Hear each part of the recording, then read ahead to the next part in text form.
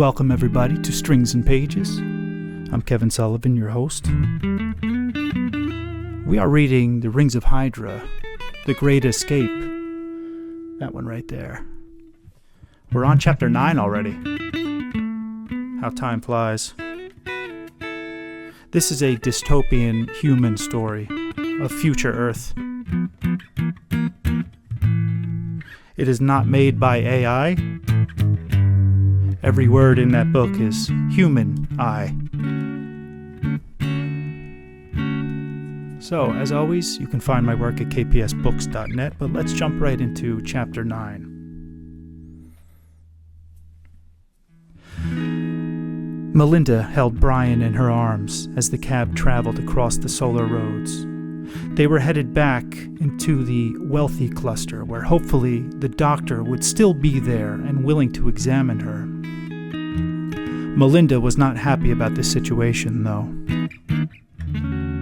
When the cab dropped the brothers off at their cube, David couldn't wait to get back in. He immediately began urging his wife to do the same. "I've got something to show you," he said. He knew she wouldn't agree to have herself examined, especially in the nicer part of town, and so he remained as elusive as possible. It wasn't until the hovercab crossed the line into the wealthy cluster that David was forced to show his hand. Melinda acted put off, but really she was scared to death. The Hagans held hands as they walked into the medical complex. David felt the nervous energy radiating from Melinda like a dying isotope. If she were in any other frame of mind, she would be commenting on the fancy stainless steel walls and the ornate decor, the sculpted hedges surrounding the complex, and the number of courteous doormen who greeted them upon entry. She did none of these things, only held little Brian tightly with one arm and her husband's hand with the other, her gaze straight ahead and saying nothing as they made their way inside. "Good afternoon," the digital receptionist said as they entered. David had noticed this when he was here before, only there was no need to interact with it. Evans was there then, and he told the boys to walk right past it into the doctor's office. David almost did the same now, only he was in different company. His wife had a way of keeping him logical and grounded. It was one of the reasons he'd married her. Together they approached the wall. "Good afternoon," David replied. "Should I scan in, or—" The wall replied with an orange glow to complement its cadence. "You may iris scan," it said, "or I can look you up via surname. The choice is yours." "Hagen," David said. He gave his wife a quick smile as she looked on with intrigue. The wall came back quickly with, "I'm sorry, Mr. Hagen. I don't have an appointment with you today or any day. Would you like me to connect you to your resident cluster's medical division?" He felt the heat rising to his neck. He was embarrassed, but he also replayed the moment the doc had told him to come back. "No, thank you," he said. "The doctor told me to come back here with my wife. The appointment is for her." Another patient exited from an examination room, strutted by with a glittering outfit and a hat that made her look like she might be part of a local attraction. Just as she passed, the wall said, "I'm sorry, Mr. Hagen. I don't have anything." David Hagen let go of his wife's hand, wound up, and put his fist through the wall. He'd had enough. His wife was dying, and this stupid, insulting annoyance of a voice had outlived its usefulness. All it had to do was let the doctor know that he was back. He'd been here 2 hours ago. Instead, all it could do was ramble a string of predetermined code that solved nothing, and David knew he was doing this doctor a favor. "You scratch my back, I scratch yours, Doc," by ripping it out of the wall. The glittery idiot bitch with the stuck-up look on her face screamed and ran out of the practice. "That's 2 favors for you, Doc. Don't mention it." He threw the small piece of electronics that was the receptionist to the ground and stomped it to pieces. "Ah, that's better. Now, where's that doctor?"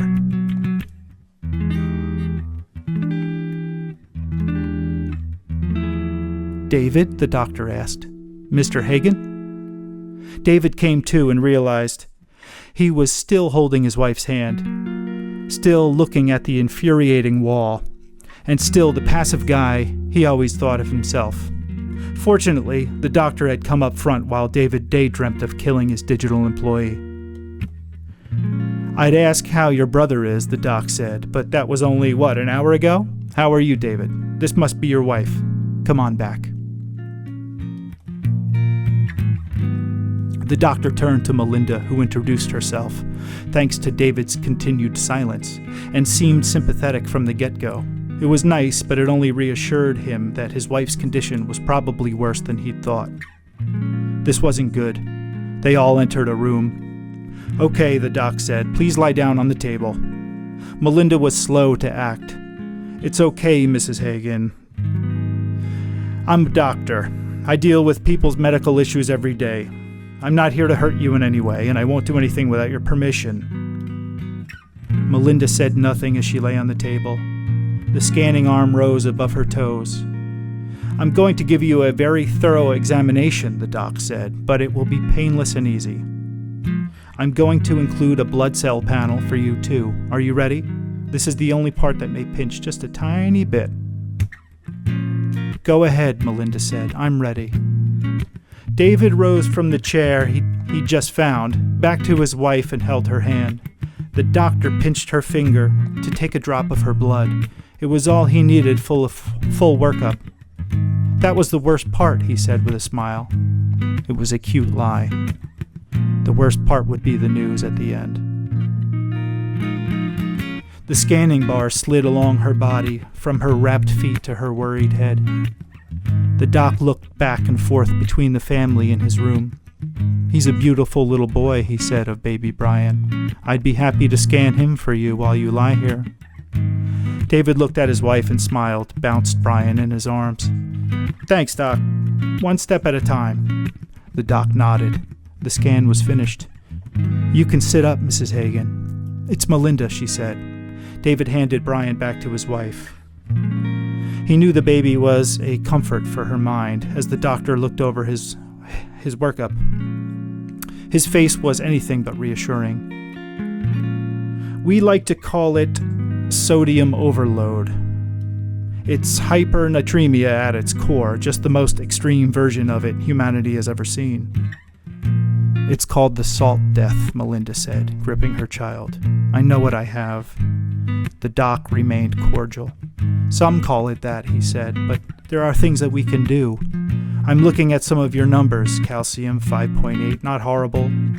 Red blood cells 2.9. That's low, but not the worst I've ever seen. We can give you things to battle this." "I eat well enough," Melinda said. "David works very hard so that I can." "I believe it," the doc said. "The real issue is figuring out why certain people leach salt from the air out here in the first place. It's a mystery we haven't solved. At least not yet." "What can we do?" David asked. "I'm going to prescribe a regimen of supplements. It's the best thing we've got out here, short of moving back on land anyway," the doctor said with a chuckle. Then he went to the cabinet, grabbed the bottle, and handed it to David. David took it, listened to what he was saying. He couldn't help his wandering mind as it began dreaming of somehow, in some crazy life, escaping, leaving this cursed set of rings and moving his family to the natural safety of life on solid ground. "David?" "Yeah, Doc, I'm with you. 2 tablets in the morning with some water." He accepted the bottle and smiled, and the doctor looked at him with the understanding that his patient knew his wife was doomed. "Yes," Doc said. "Exactly."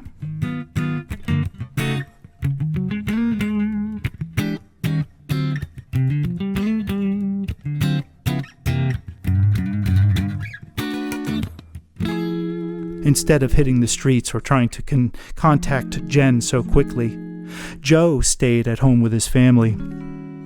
He would get to his new interest soon enough. Calling her the day after they met might be too fast anyway. Besides, he was in no rush to show her his beaten face. David sat on his bed with the bottle the doctor had given him for Melinda. "What is that stuff?" Joe asked, "if you don't mind me asking." David's eyes shifted from the bottle to his brother. He sighed. It's called ultradronate, he said. Don't ask me what it exactly does. Something for the salt. Joe nodded with a look of revelation. It was no secret that Melinda was falling prey to something. And if Joe had to guess what it was, he'd have gotten it on the first try. The way Melinda creaked and groaned while doing random tasks, the way she seemed to be heavy in the wrong places and thinner in others, it was apparent that something was going on, and enough women of Melinda's age suffered from the salt death that even people outside of the medical field had heard of it. Now Joe knew for sure. His brother had just told him.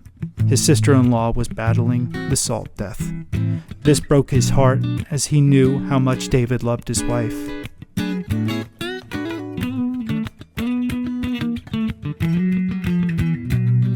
David never flirted with other women, barely even looked at them. He was committed and devoted. It was just another page of the book called Life's Not Fair. Joe nodded and offered a supportive smile. Well, good, he said. I didn't know what you were going to do before when you went back. Kept it all hush-hush. Not that I care, it's none of my business, but I'm glad you took her and that she got seen. Those will help, right? David took a deep breath and kissed baby Brian. I sure hope so. Melinda was stirring the pot on the stove. She'd heard all of this. The home was so small that every cough or sniffle was heard by everyone else. Don't need you men worrying about me, she said. I promised to be a tough one until the end. She handed David and Joe a bowl and spoon. Now come over here and get your helpings. We've got a special treat tonight. Oh yeah? Joe asked. And what's that?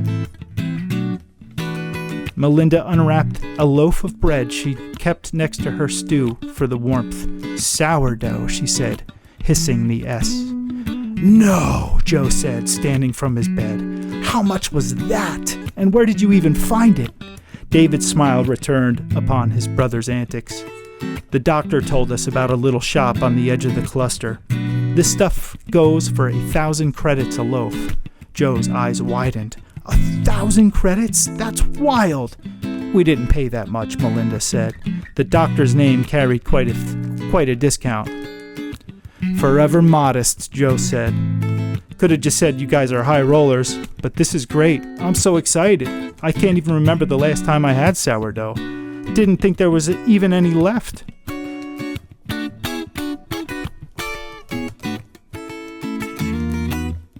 The family split the loaf into 3 large chunks and used them to dip into Melinda's stew.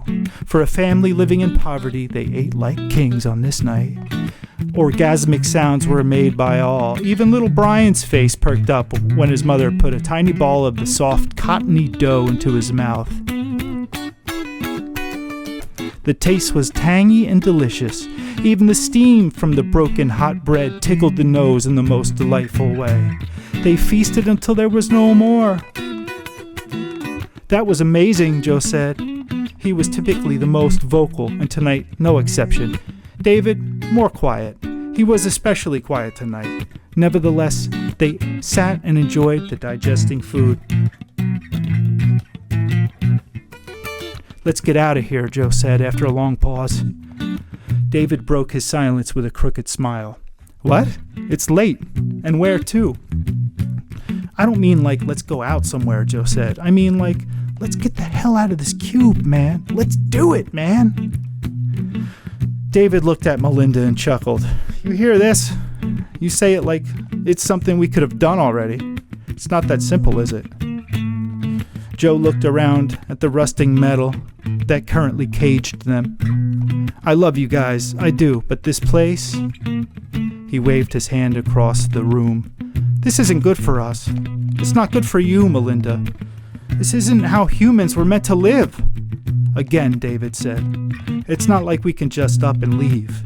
At least not to a nicer, predetermined destination, Joe. We have what we need, Melinda said. I know how you feel, Joe. Believe me, I do. I'm sure every family out there feels it, even the rich ones to some degree. The domain keeps us relatively safe, but they don't keep us free. You're right. But so is your brother. Maybe if this Jennifer thing pans out for you, you might look into a placement together. I bet Evans? I bet he would help you too. It's just Jen, Joe said. And you're trying to get rid of me already? He laughed, knowing that's not what Melinda meant. Yeah, he said, maybe we might end up moving in together, but who knows? I want more. More for us. Me and you, David, and for my nephew. I want more for us. You always knew how to light the fire, Melinda said. You've got spirit, but reality is what it is. We are, for better or for worse, stuck. Joe waited a moment in silence and said, No, we're not stuck. We just don't see the answer yet. I've heard of this program. I told you about it, Dave, the Build Your Own or whatever it's called. We need to find out more about it. We need sleep, David said. We've got a long day tomorrow. With this, he turned over, began to let himself drift. Rest your body, Joe, he said. Good night, my brother. Joe sat in his bed, picking his teeth. As satisfying as tonight's dinner was, he wasn't satisfied. Good night, brother, he replied. Good night, Melinda. Thank you for the stew and the bread, too. That was amazing. Kiss Brian for me. Love you guys.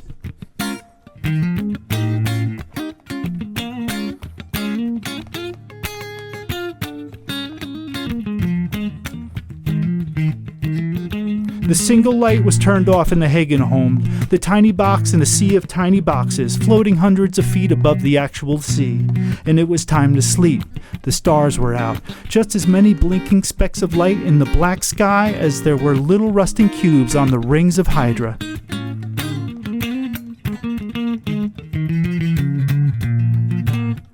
Great Escape, Chapter 9. Thanks for being here. Your ears, your imagination. The like and the subscribe mean the world to me. kpsbooks.net. Get notified when the next chapter comes out. That will be chapter 10. Love you. See you on the page.